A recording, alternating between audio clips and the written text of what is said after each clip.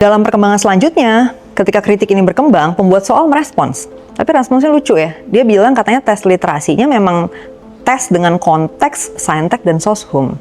Oke, sekarang kita kasih paham dulu ya untuk para pembuat soal problematik seperti ini. Gue punya satu contoh soal literasi dengan konteks pengetahuan sains ya. Nih, konteksnya pengetahuan sains nih. Tapi ini bener. Ini bener menguji literasi. Ini dibikin sama tutor kimia dari tim pengajarnya Zenius.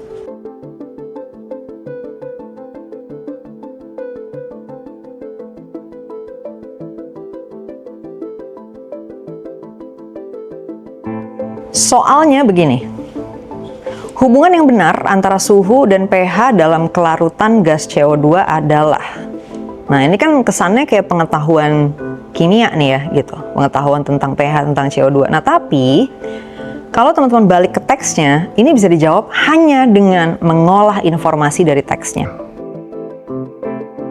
Dari teks tadi, kita bisa tahu bahwa jawabannya benar adalah B.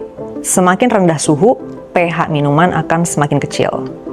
Di paragraf pertama kita bisa lihat ada informasi semakin dingin minuman makin tinggi keasamannya. Artinya makin rendah suhu makin tinggi keasamannya.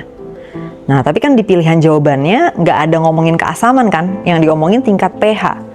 Terus gimana dong? Kita harus tahu dong berarti keasaman sama tingkat pH nih gimana hubungannya. Nah itu dijelasin lagi di paragraf berikutnya bahwa semakin rendah pH semakin tinggi keasaman. Dari sini kita bisa tahu jawabannya benar adalah B tadi. Makin rendah suhu, makin kecil pH-nya.